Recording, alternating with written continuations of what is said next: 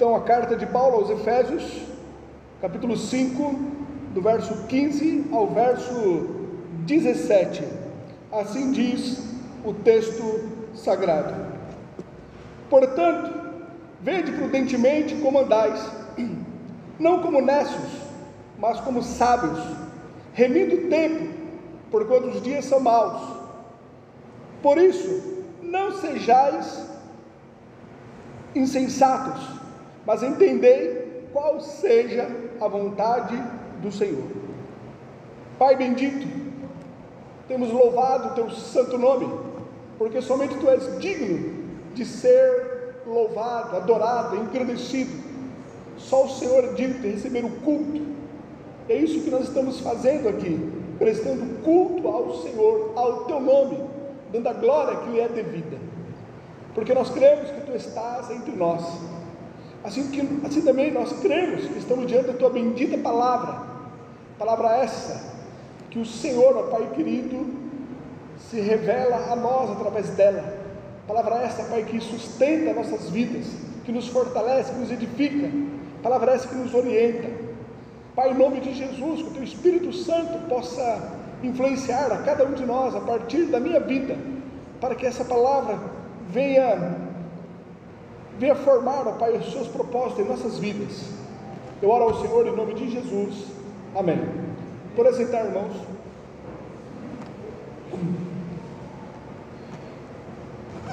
Salomão, ele escrevendo o seu livro em Eclesiastes, no capítulo 3, do verso 1 ao verso 8, ele diz que, a partir do verso 1, tudo tem o seu tempo determinado, é tempo para todo propósito debaixo do céu. E ele vai discorrendo até o verso 8, mostrando que há tempo para tudo. Ele diz: há tempo de nascer e tempo de morrer, tempo de plantar e tempo de arrancar o que se plantou, tempo de matar e tempo de curar, tempo de derrubar e tempo de edificar, tempo de chorar e tempo de rir, tempo de plantear e tempo de dançar, tempo de espalhar pedras e tempo de ajuntar pedras, tempo de abraçar e tempo de afastar-se de abraçar, tempo de buscar e tempo de perder, tempo de guardar e tempo de lançar fora, tempo de rasgar e tempo de coser, tempo de estar calado e tempo de falar, tempo de amar e tempo de odiar, tempo de guerra e tempo de paz. Com isso, o autor ele quer mostrar que há tempo para todas as coisas, e que nós temos que perceber isso em relação à nossa agenda, e devemos entender que há tempo para o lazer. Nós temos que ter lazer em nossas vidas e buscar desfrutar de um momento sociável, com que nós podemos renovar as nossas forças, descansando. Há tempo para nós estarmos com as nossas famílias, e ali desfrutar desse momento gostoso em nosso lar. Há tempo também que nós precisamos de nos voltar para o trabalho, e assim buscar o pão de cada dia. Há tempo também que nós nos voltamos para Deus, e também nos reunimos como igreja para cultuá-lo, para agradecê-lo. Nós temos que entender que há tempo para tudo, e temos que então buscar, refletir sobre como nós temos usado o nosso tempo, e como nós temos desfrutado desse maravilhoso tempo que Deus tem nos dado. Mas por mais que a Bíblia nos mostre que há tempo para tudo, por vezes não nos sobra tempo para fazermos o que realmente importa, o que realmente nós devemos estar fazendo. Por vezes nós caímos em uma emboscada, em um calabouço, caímos em uma enrascada, no qual não nos sobra tempo. E é sobre isso que o autor aqui, Paulo, ele está falando à igreja de Éfeso. Paulo, ele aborda sobre o tempo e como nós devemos usar da melhor forma. Ele começa então no verso 15, portanto. Esse portanto aqui, Paulo, ele está relacionando, fazendo um link ao contexto anterior. E no contexto anterior ele mostra que nós não somos mais trevas.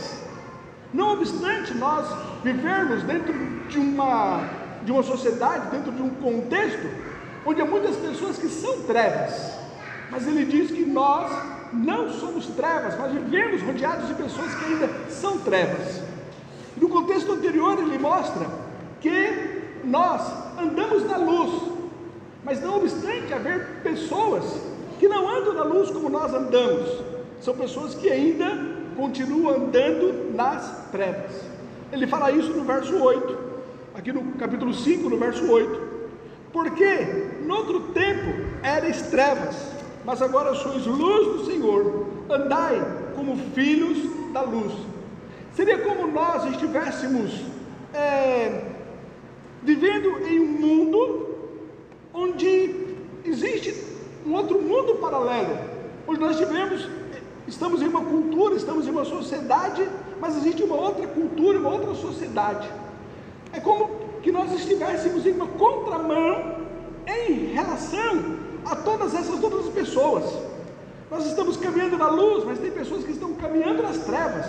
Nós somos luz, mas tem pessoas que são trevas, e nós coexistimos junto com essas pessoas neste mundo, em uma contracultura. Jesus, ele fala acerca disso em João, capítulo 17, o verso 16, ele diz: não são do mundo, como eu do mundo não sou. É isso que Paulo ele diz aqui.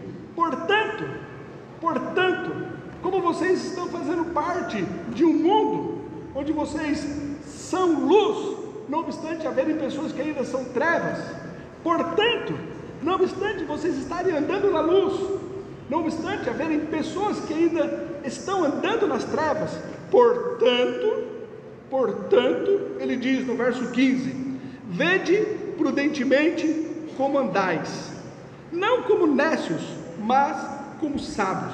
Portanto, em virtude, devido vocês estarem nessa sociedade, nesse contexto, portanto, vede prudentemente como andais, não como nécios, mas como sábios. Aqui Paulo, ele está pressupondo que nós somos sábios, que nós não somos insensatos, e nós não somos imprudentes. E essa sabedoria no qual Paulo, ele pressupõe que nós já temos, é uma sabedoria prática, não é uma sabedoria filosófica, é uma sabedoria prática, visto que ela nos mostra como é que nós devemos andar. Salmo 119, o verso 98 diz: tu, pelos teus mandamentos, me fazes mais sábio do que os meus inimigos, pois estão sempre comigo. É essa sabedoria, como resultado da atuação do Espírito Santo em nossas vidas, que nos direciona e nos ajuda a nós andarmos na luz, que faz com que nós vivemos viver uma vida sábia, uma vida prudente, não como nécios, não como pessoas imprudentes, mas é essa sabedoria como resultado da atuação do Espírito Santo em nossas vidas. Entenda, o mesmo Espírito que repousou sobre o Senhor Jesus Cristo, é esse Espírito que habita em nós. Isaías, capítulo 11, o verso 2, ele diz: e repousará sobre ele o Espírito do Senhor, o Espírito de sabedoria e de entendimento, o Espírito de conselho e de fortaleza, o Espírito de conhecimento e de temor do Senhor. Então, assim como o Espírito Santo, ele habita em nós, e nós desfrutamos o caráter de Cristo, nós desenvolvemos os frutos do Espírito Santo, assim também esse mesmo Espírito que habita em nós, ele nos ajuda, nos auxilia, nos direciona para que nós venhamos andar de uma forma sábia. Ele nos orienta, nos dando então sabedoria. É isso que Paulo ele fala aqui no verso 15: portanto, vede prudentemente como andais. Como é que nós andamos? Não como nécios, não de uma forma imprudente, mas de uma forma sábia. E andar de uma forma sábia é andar sendo orientado pelo Espírito Santo. Ele diz aqui no verso 16, remindo o tempo. Paulo então mostra o que vem a ser esta sabedoria aqui na prática. Ele diz, remindo o tempo. Paulo usa aqui o verbo remir, que significa comprar de volta ou comprar totalmente. E o tempo se refere a cada oportunidade que temos. O que Paulo ele está aqui ensinando é que nós temos que, na orientação do Espírito Santo, usar o nosso tempo de tal forma que nós não venhamos perder nenhuma oportunidade que a vida nos proporciona. Remir o tempo mostra que todas as oportunidades que nós temos, elas não passam desapercebidas. Nós não frustramos o plano de Deus para as nossas vidas. Nós não perdemos o tempo de forma que nós então deixamos de lado as oportunidades, mas nós remimos o tempo. Nós então desfrutamos de toda a oportunidade boa que a vida nos dá. Essa proposta, isso que Deus espera de nós, que nós venhamos remir o tempo. Não perca nenhuma oportunidade que a vida te proporciona. Carlos Drummond de Andrade, ele então disse: perder tempo em aprender coisas que não interessam priva-nos de descobrir coisas interessantes. É isso que Deus ele quer de nós, que nós venhamos, o verso 15, andar de uma forma prudente, não como necios, mas como sábio. E o sábio, ele busca remir o tempo, não perde nenhuma oportunidade que a vida lhe proporciona. E ele continua então no verso 16: porquanto os dias são maus. Os dias são maus. Essa palavra que Paulo ele usou aqui em relação ao mal é a mesma que Jesus ele usou na sua oração sacerdotal, referindo-se ao maligno. João, capítulo 17, o verso 15 diz: não peço que os tires do mundo, mas que os livre do mal. É a mesma palavra usada aqui por Paulo, no capítulo 5, verso 16 de Efésios. Paulo ele torna a usar essa mesma palavra aqui, dois capítulos depois, aliás, um capítulo depois, no capítulo 6, no verso 12, referindo-se então que a nossa luta não é contra carne e sangue, mas sim contra hostes espirituais das maldades nos lugares celestiais. Ele usa novamente a mesma palavra, Efésios 6, o verso 12: porque não temos que lutar contra a carne e o sangue, mas sim contra os principados, contra as potestades, contra os príncipes das trevas deste mundo, contra hostes espirituais da maldade. É a mesma palavra que ele usa novamente. Ele diz que essa luta é nos lugares celestiais. Portanto, o que faz o dia ser mau é a ação do maligno. É o maligno então que atua de uma forma sorrateira, de uma forma ardilosa, de uma forma que venham nos cercar, para que nós venhamos perder o nosso tempo.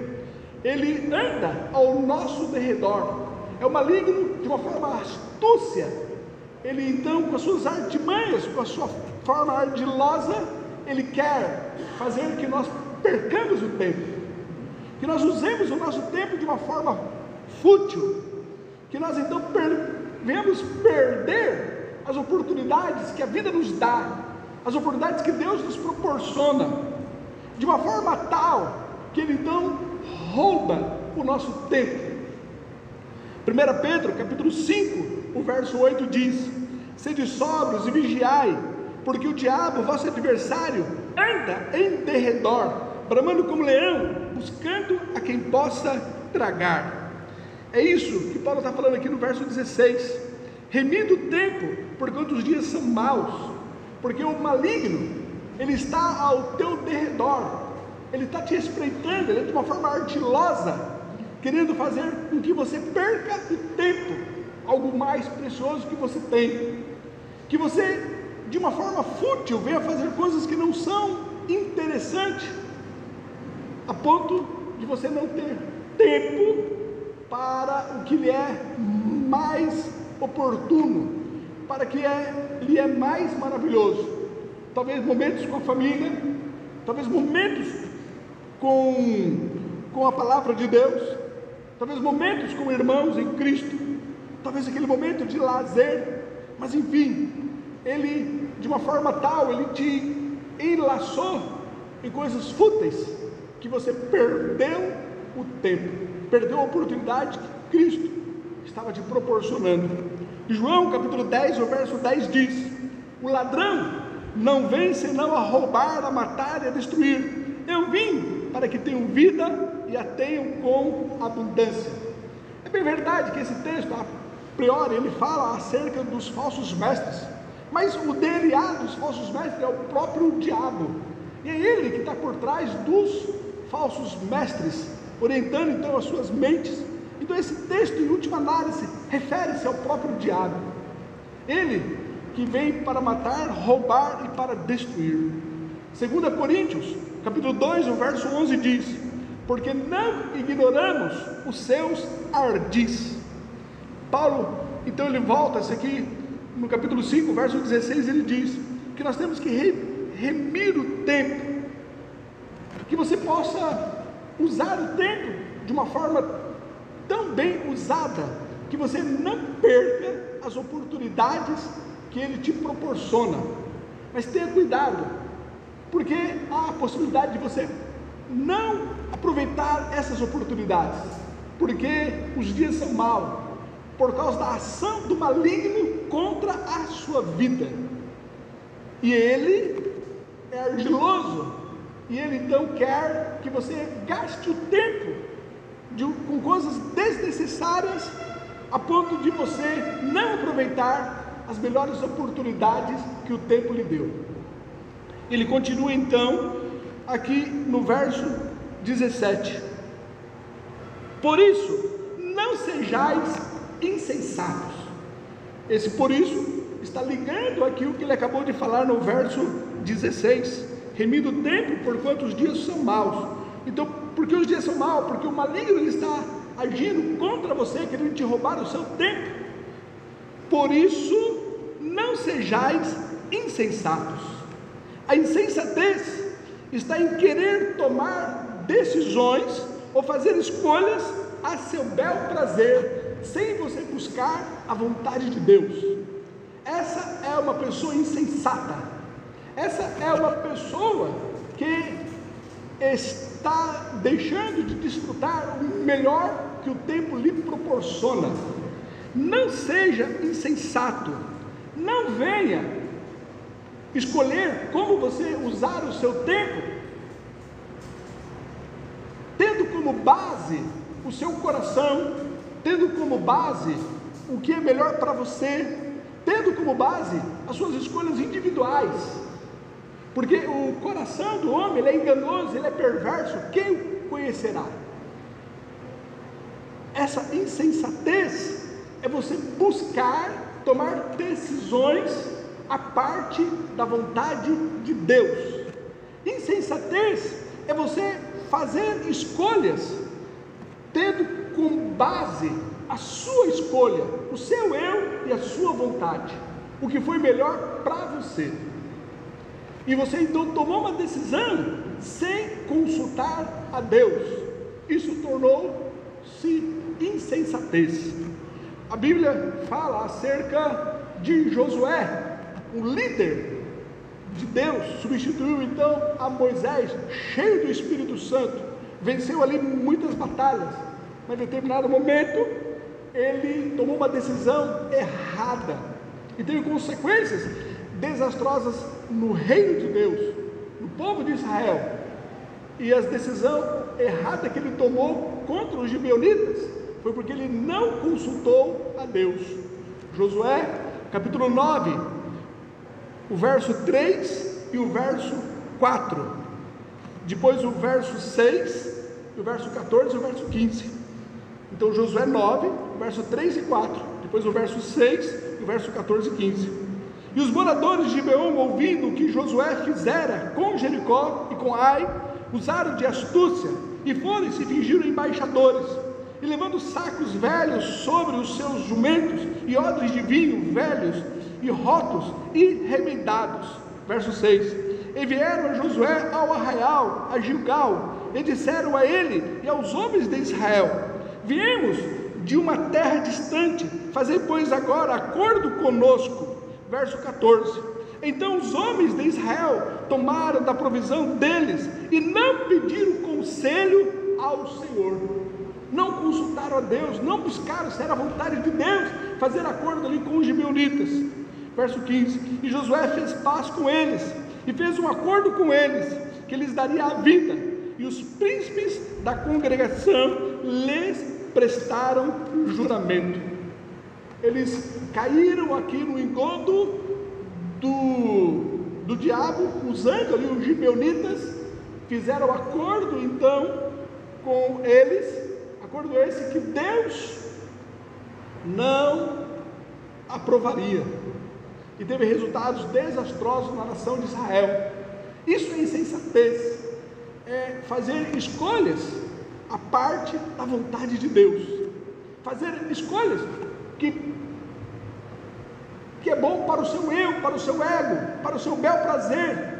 É como o que a antiga serpente induziu a Eva, mostrando-lhe ali aquela fruta que aos olhos era boa, tinha boa aparência, e ela se deixou ser seduzida pela aparência, por algo que era para o seu ego, a parte da vontade de Deus.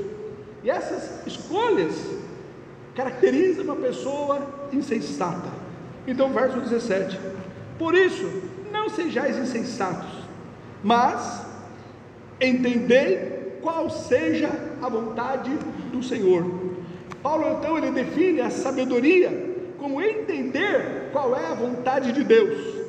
Pessoas sábias, elas discernem a vontade de Deus.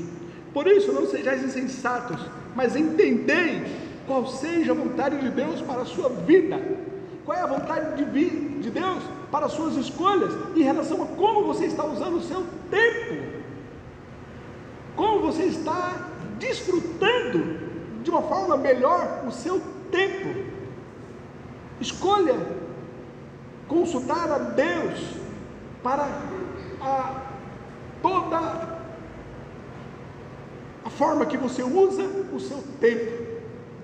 Escolha ser algo onde Deus ele ajudou você a decidir. Pessoa sábia discerne a vontade de Deus. Jesus ele orou em Lucas 22 verso 42, dizendo: Pai, se queres, passa de mim esse cálice, todavia não faça a minha vontade, mas a tua.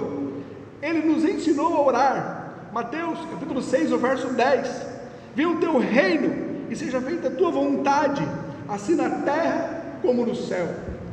John Stott, um pastor anglicano, acerca desse texto, ele comenta da seguinte forma: é essencial distinguir entre a sua vontade geral e a sua vontade particular. A primeira é assim chamada porque diz respeito ao seu povo em geral, e é a mesma para todos, ou seja, tornar-nos como Cristo. A sua vontade particular, no entanto, que se estende às particularidades da nossa vida, é diferente para cada um de nós. Por exemplo, quanto à carreira que devemos seguir, se devemos nos casar e se assim, com quem. Somente depois desta distinção ter sido feita, é que podemos considerar como poderemos descobrir qual a vontade do Senhor. A sua vontade geral é achada nas Escrituras. A vontade de Deus para o povo de Deus já foi revelada na palavra de Deus, mas não acharemos a sua vontade particular nas Escrituras. Sem dúvida alguma, acharemos princípios gerais nas Escrituras para guiar-nos, mas decisões detalhadas só devem ser feitas depois de uma cuidadosa reflexão com oração, depois de procurar conselhos de crentes maduros e experientes. Só conseguimos então descobrir a vontade de Deus quando nós não nos conformamos com esse mundo, mas nos deixamos ser transformados de glória em glória e buscando o caráter de Cristo em nossas vidas e sendo guiado então pelo Espírito Santo em submissão à sua palavra, onde nós buscamos que seja feita a sua vontade. Aí sim nós em oração conseguimos então discernir a vontade de Deus para as nossas vidas. Romanos capítulo 2, o verso 2 diz: e não sede conformados com este mundo, mas sede transformados pela renovação do vosso entendimento, para que experimenteis qual seja a boa e agradável e a perfeita vontade de Deus. Não nos conformamos com este mundo, não buscamos o que é prazeroso para o nosso eu, só porque todo mundo faz, ou porque todo mundo está fazendo, então eu devo estar me igualando a eles. Lembrando que Paulo inicia o verso 15 dizendo: portanto, porque vocês não são trevas, e porque vocês não estão andando nas trevas, portanto, nós devemos remir o tempo, porque os dias são maus. Portanto, porque nós estamos em uma contramão em relação à sociedade, por causa disso, por nós então não nos conformarmos com este mundo, nós não fazemos parte deste mundo, então as nossas escolhas não são, na verdade, as mesmas que o mundo faz. Nós buscamos não satisfazer os nossos desejos, a nossa vontade, mas buscarmos uma vontade de Deus para as nossas vidas. 2 Coríntios, capítulo 3, o verso 18: mas todos nós, com o rosto descoberto, refletindo como um espelho a glória do Senhor, somos transformados de glória em glória, na mesma imagem, como pelo Espírito do Senhor. Hebreus, capítulo 5, verso 14: mas o mantimento sólido é para os perfeitos, os quais, em razão do costume, têm os seus sentidos exercitados, para discernir tanto bem como mal. Nós, através do costume, do hábito, de sempre refletirmos na Escritura Sagrada, sempre em oração, buscarmos que o Espírito Santo coloque paz em nossos corações, na hora de tomarmos decisões. Nós, ao usarmos o nosso tempo, nós buscamos algo que nos edifica, que seja para a glória de Cristo. Através então deste hábito de sempre colocar o Senhor à frente, nós temos o costume de discernir, o costume de fazer isso, então é automático, a gente começa a discernir a vontade de Deus sobre a nossa vida. Em outras palavras, quem é insensato, perdendo tempo com os prazeres mundanos e fazendo a sua própria vontade, dificilmente entenderá a vontade de Deus para a sua vida. Pois bem, este é o conselho, esta é a exortação de Paulo para os Efésios. Portanto, por vocês viverem um mundo que vocês não pertencem a ele, por vocês estarem no meio de pessoas que não têm o mesmo espírito que você tem, portanto, vede prudentemente como andais, não como necios, mas como sábios, remindo o tempo, porquanto os dias são maus. Por isso, não sejais insensatos, mas entendei qual seja a vontade do Senhor. Para concluir aqui, quero contar uma história. Conta-se que certa vez, um professor em um seminário, ele deu ali uma prova para os seus alunos. Eles tinham 1 hora para dissertar acerca do diabo e acerca de Deus. Eles tinham ali 60 minutos e assim começaram a escrever. Um dos seminaristas ali começou a falar sobre a graça de Deus, o Senhor da criação, a sua bondade. Ele começou a escrever acerca da salvação, da presença de Deus em sua vida, da atuação do teu Espírito Santo, os direcionando. E ele continuou então falando e relatando sobre as grandezas de Deus. E ele fez isso com tanto entusiasmo que quando o professor ali alertou, e já havia se passado 59 minutos, ele então percebeu que não havia mais tempo para discorrer sobre o diabo.